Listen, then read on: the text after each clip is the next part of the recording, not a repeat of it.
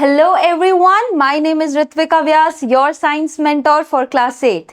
And today we are going to study further in your chapter 2, that is the invisible living world beyond our naked eyes. And in this session, we are going to talk about our connection to microorganisms. Now students, have you ever noticed that when you keep any food item outside and it is unobserved for a few days and it is unpreserved, it rots away, it gets spoiled. Why does it happen? खाना खराब क्यों हो जाता है अगर कुछ दिन आप उसे बाहर रख देते हैं तो? You see this layer on the food, right? This powdery layer. It can be whitish, greenish or blackish. क्यों आती है ये? कभी सोचा है why does the food get spoiled or it rots away? This is microbial growth. In our previous sessions, we talked about microbes in very detail, right? उसमें हमने ये भी पढ़ा था कि माइक्रोब्स हर जगह प्रेजेंट है, हमारे आसपास है, हमें दिख नहीं रहे, बट इसका मतलब ये थोड़ी है कि प्रेजेंट नहीं है, प्रेजेंट तो वो है.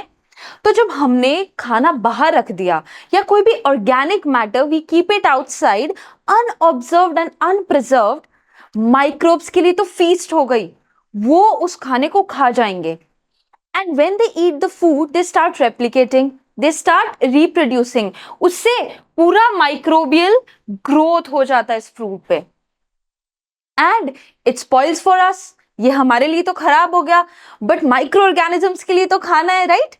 So they start digesting it, they start feasting upon it. अब मैंने बोला कि unobserved and unpreserved मतलब अनप्रिजर्व्ड मतलब कि इनमें प्रेजर्वेटिव्स नहीं है. कोई नेचुरल फ्रूट है, वेजिटेबल है या कोई फूड आप जो घर पे बनाते हैं उसमें हम कोई प्रेजर्वेटिव्स नहीं डालते, करेक्ट? सो वो ऑर्गेनिक मैटर हो गया, हमने उसे बाहर रख दिया. बट प्रेजर्वेटिव फूड जो होते हैं जिनमें प्रेजर्वेटिव्स डले होते हैं, जैसे कि बिस्किट्स, चिप्स, जो पैकेज फूड है जो आपकी कंपनी से आते हैं उनमें प्रेजर्वेटिव्स होता है, राइट? तो आप महीनों उन्हें बाहर रख दो, they won't get spoiled. Why? Because they have preservatives in it.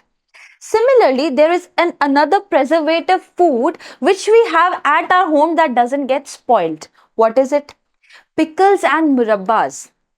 अगर आपने कभी ऑब्जर्व किया हो तो बहुत महीनों तक पिकल्स या मुरब्बास खराब नहीं होते. क्यों नहीं होते?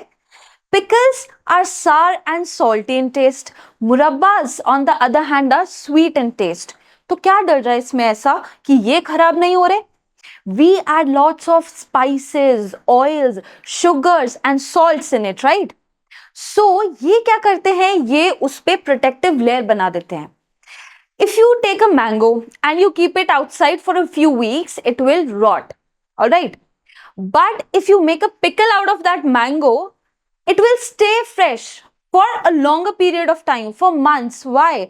Because जो आपने salt, sugar डाला है उसमें, जो spices add की हैं, it will form a protective layering. It will act as a preservative, and therefore it will inhibit the growth of microorganism on that food. Correct? ये simple सा observation आप अपने घर में भी कर सकते हो. अब microbes हर जगह हैं, तो are they present in every corner of this planet? Yes, they are. Some species of microorganisms can be found in very extreme climates also.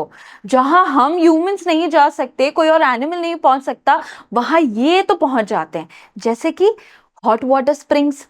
Hot water spring students क्या होता है? You know that there is underground water in the earth, correct? And the temperature of earth is really high. So sometimes this high temperature converts this water into a water vapor form, या फिर बहुत ही hot water के form में वो बाहर आता है. That is your hot water spring. Now imagine the temperature of that water. कितना hot होगा वो? But कुछ species of microorganisms हमें वहां भी देखने को मिल सकती हैं. इसके अलावा extremely cold regions, snowy regions में जहां नॉर्मली ह्यूमंस नहीं हैबिटेट करते, वहां आपको माइक्रो ऑर्गेनिजम्स दिख जाएंगे. और नॉर्मल या मॉडरेट क्लाइमेट में तो आपको दिखते ही हैं, करेक्ट? अब तो हमने बात की कि इतनी सारी जगहों पे बाहर भी हैं माइक्रो ऑर्गेनिजम्स, हमारे अंदर भी है, right? We have talked about this in the previous session. Where are they present? In our gut. हम जब फूड डाइजेस्ट करते हैं तो is it our organs that are digesting? No, there are some good microorganisms, we call them gut bacteria, that help us digest our food. आप लोगों ने सुना होगा कि एंटीबायोटिक्स ज्यादा नहीं लेनी चाहिए. What are antibiotics? When we are under a flu or under an infection, क्या होता है उसमें? माइक्रो ऑर्गेनिजम्स जो हार्मफुल है वो हमारी बॉडी को कर देते हैं अटैक. तो फिर हम लेते हैं antibiotics. Anti means something that is against, right? Anti means against and biotic means biotic component, living component, correct? So antibiotics is that something that is against living component. अब antibiotics जब हम लेते हैं उसको तो नहीं पता कि कौन से harmful microbes हैं या कौन से helpful microbes हैं. So what antibiotics do is they kill both the microorganisms. That's why ज़्यादा नहीं लेनी चाहिए. क्यों? क्योंकि एक good bacteria जो है, good microorganism जो हमारे अंदर है, उसको भी kill कर देता है. That's why you should prevent from taking too many antibiotics. Alright? अब इतनी सारी वैरायटी है, अंदर है, बाहर है, इनकी शेप्स में भी डिफरेंट वैरायटीज है. कौन कौन सी है? We have spherical, rod like, spiral. Microorganisms are present everywhere. They're inside us, they're outside us, and they're also present in different shapes. Spherical, rod-like and spiral. बहुत सारी shapes में देखने को मिल सकते हैं. Correct? अब हमने ये बात की है कि माइक्रो ऑर्गेनिजम्स हर जगह है, हमारे फूड में भी डाइजेस्ट कर रहे हैं, और उस फूड को अगर हमने बाहर छोड़ दिया अनऑब्जर्व्ड एंड अनप्रिजर्व्ड, उस पे भी अटैक कर देंगे. करेक्ट? हर जगह है, उनको भी तो खाना चाहिए. They also need nutrition, right? So why don't we do an experiment to observe how these micro organisms act on organic matter? Live करके देखते हैं. उसके लिए हमें क्या करना है? माइक्रो ऑर्गेनिज्म हर जगह है. हमने प्रीवियस सेशन में माइक्रो ऑर्गेनिजम्स ऑब्जर्व किए थे वाटर और सॉइल में भी. एक और एक्सपेरिमेंट करते हैं सॉइल से. Soil will have microorganisms in it, right? They are present everywhere, तो soil में भी होंगे. So what are we going to do is, we are going to take a container and we are going to fill it with soil. Then we are going to add peels of fruits and vegetables. Fruits and vegetables आप खुद खा लो, correct? उसके peels जो होते हैं उनको collect कर लीजिए. फ्रेश फूड आपने खुद खा लिया, पील्स आप वैसे भी डस्टबिन में फेंकेंगे, तो क्यों ना आप उसे कलेक्ट कर लो. उसको डाल दो सॉइल में and then again put a layer of soil on it. हमने सैंडविच बना दिया. Soil, peels, again soil. अब माइक्रो ऑर्गेनिजम्स को क्या मिल गया है? खाना मिल गया है. And let it sit for 2 to 3 weeks. Micro organisms add करेंगे, उनको भी तो टाइम लगेगा. ठीक है, तो उनको कर लो ऑब्जर्व. आपको ऑब्जर्वेशन में क्या मिलेगा? आपको ऑब्जर्वेशन में मिलेगा मैन्योर. क्या मिलेगा? मैन्योर. मैन्योर क्या होता है? Manure students is a form of soil. It's not actually a form, it is like a soil material. Soil जैसा टेक्सचर होता है, डार्क कलर की होती है. कैसे बना? आपने लिए पील्स, फिर आपने डाला सॉइल में, सॉइल के माइक्रो ऑर्गेनिजम्स ने कर लिया फीस्ट, वो डाइजेस्ट करके बनाएंगे ये. इनमें भी न्यूट्रिशन है. हमने फ्रूट्स और वेजिटेबल्स खाए, उसके पील में भी न्यूट्रिशन होता है. जब हमने ये न्यूट्रिशन माइक्रो ऑर्गेनिजम्स को दिया तो उन्होंने हमें इसका छोटा कन्वर्जन करके दे दिया. मतलब when we digest our food, what do we do? We break down the food. We convert that complex food into simpler form. Correct? That's what digestion is. Microorganisms are doing the same thing. They are converting complex food material into simpler form. और ये simpler form हमें क्या मिलती है? उससे manure मिलती है. इस कॉम्प्लेक्स फूड को इन्होंने सिंपल फॉर्म में कन्वर्ट कर दिया. करेक्ट? उससे हमें क्या मिली? मैन्योर मिली. स्टूडेंट्स, अगर मैं आपको कोई टास्क दूं, आपको करने के लिए एक सूटेबल एनवायरनमेंट चाहिए होगा. If I give you a task, you will need a suitable environment to do it. Optimal temperature, environment जो है वो अच्छा होना चाहिए आपका. करेक्ट? आप एक्सट्रीमली हॉट या एक्सट्रीमली कोल्ड क्लाइमेट में काम नहीं कर सकते. जनरली आप काम नहीं कर सकते, कई बार करना भी पड़ जाता है. तो माइक्रो ऑर्गेनिजम्स के लिए भी एक्ट करने के लिए, ये उनका टास्क है, ये उनका जॉब है, ये करने के लिए भी what do they need? They need temperature and moisture that is optimal. Correct? उनको भी एक ऑप्टिमल टेम्परेचर और मॉइस्चर की जरूरत है ताकि वो क्या करें? डाइजेस्ट करें. सिंपलर फॉर्म से कॉम्प्लेक्स फॉर्म से सिंपलर फॉर्म में उसको कन्वर्ट करें. क्या देंगे हमें? Dark soil like material. What is that? Manure. वो मैन्योर क्या होगी, it will be rich in nutrients, it will be rich in nutrients, because हमारे पील्स में न्यूट्रिएंट्स था, उसने कॉम्प्लेक्स न्यूट्रिएंट्स को सिंपल न्यूट्रिएंट्स में कन्वर्ट कर दिया, and when we put this manure in the soil it will increase the fertility of the soil, correct. इसको हम हिंदी में क्या बोलते हैं, मैन्योर को खाद बोलते हैं। तो जब खाद को मिट्टी में डालोगे तो उसकी फर्टिलिटी इंक्रीज हो जाएगी, और अगर सॉइल की फर्टिलिटी इंक्रीज हुई तो हमारे क्रॉप प्रोडक्शन अच्छा होगा, हमारी प्लांट्स में बूम आएगा, correct. So look, isn't it fascinating कि हमें माइक्रो ऑर्गेनिजम्स कितना कुछ दे रहे हैं। हमने जो अपना वेस्ट उनको दिया वो उसी वेस्ट को डाइजेस्ट करके हमें एक ऐसा प्रोडक्ट दे रहे हैं जिसको अगेन हम यूटिलाइज कर सकते हैं, that is manure. So why not sum this up कि क्या क्या हो रहा है।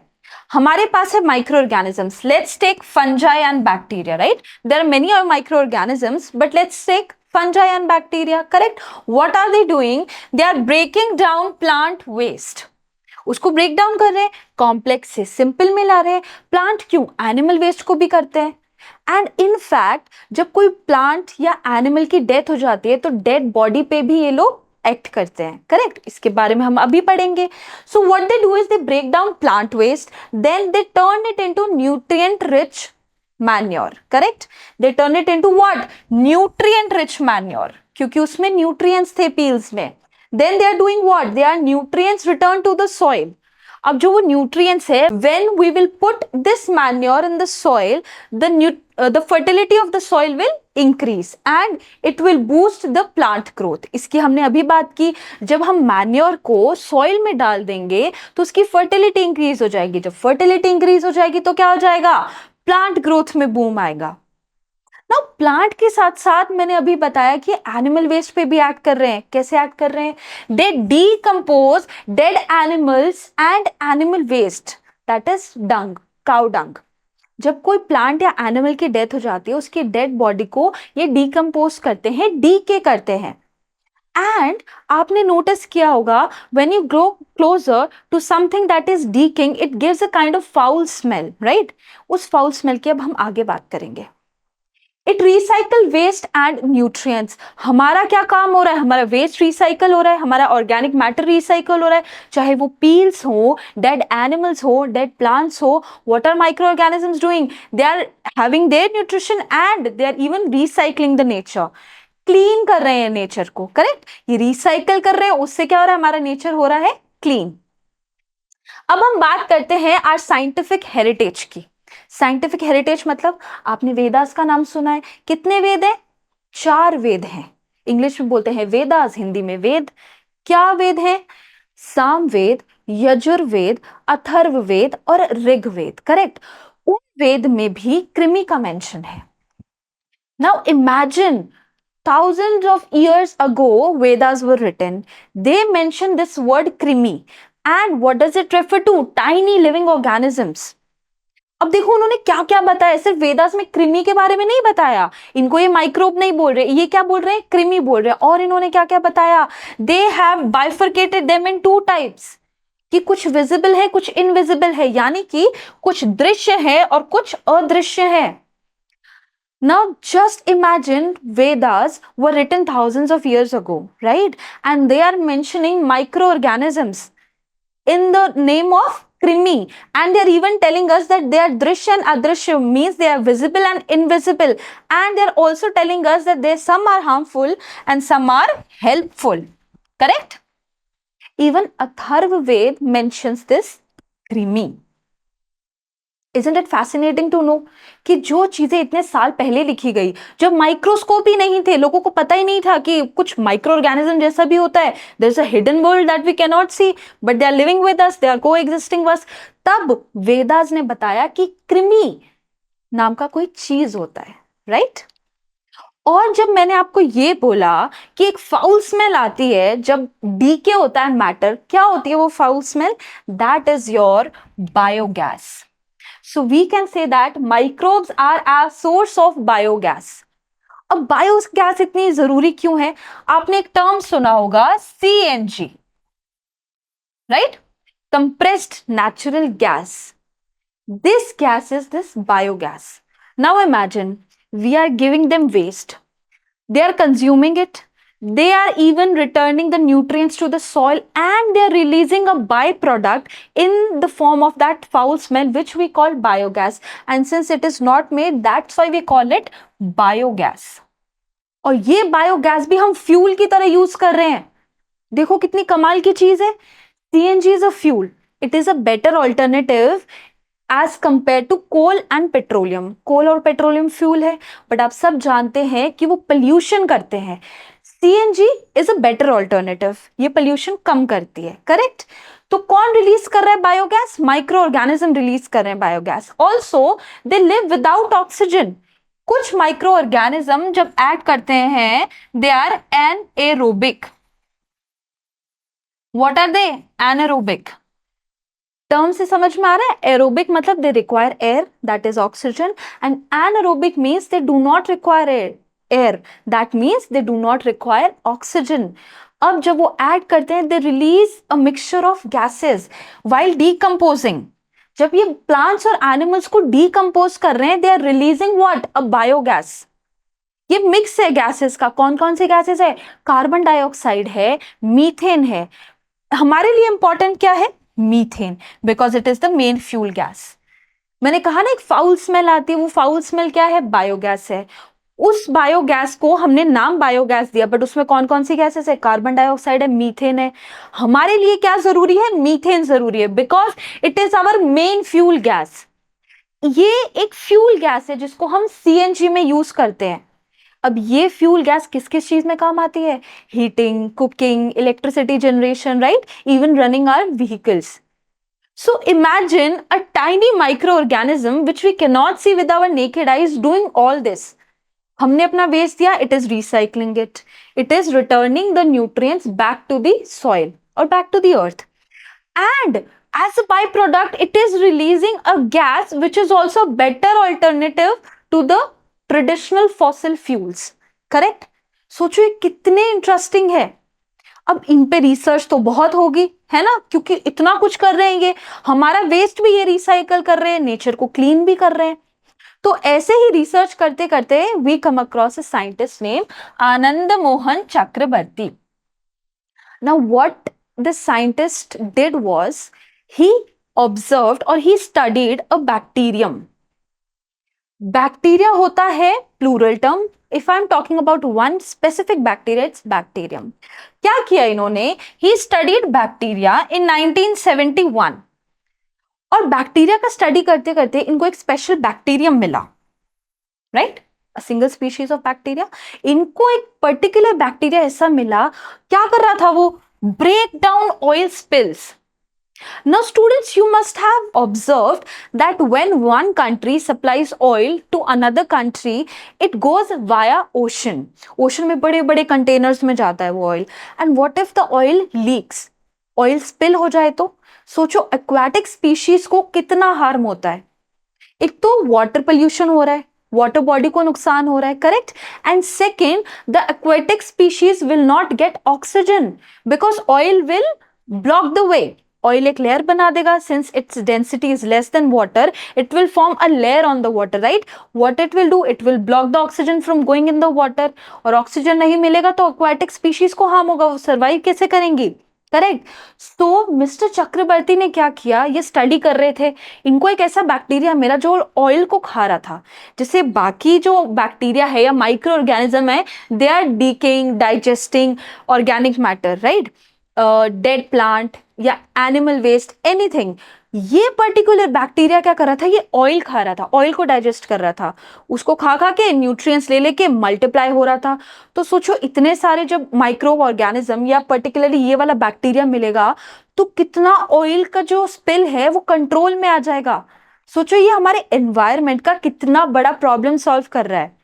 तो जब इनको ये समझ में आया, इन्होंने ये स्टडी की कि this particular bacteria is helping controlling our oil spills by breaking down that bacteria, इन्होंने लिया patent in 1980 for his work.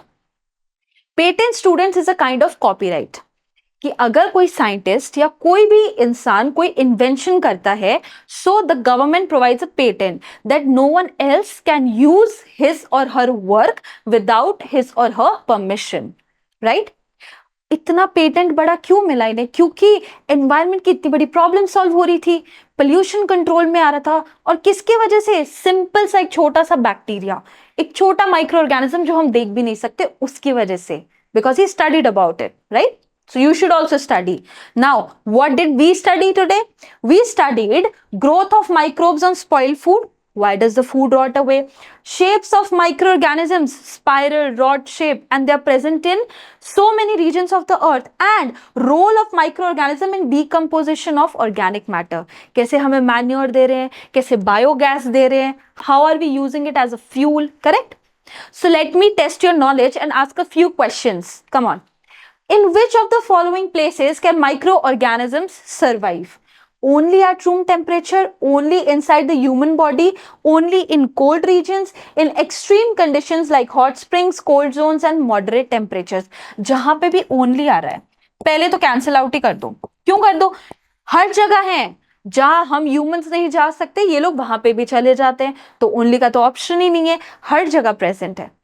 Second, which of the following is a correct description of microorganism shape?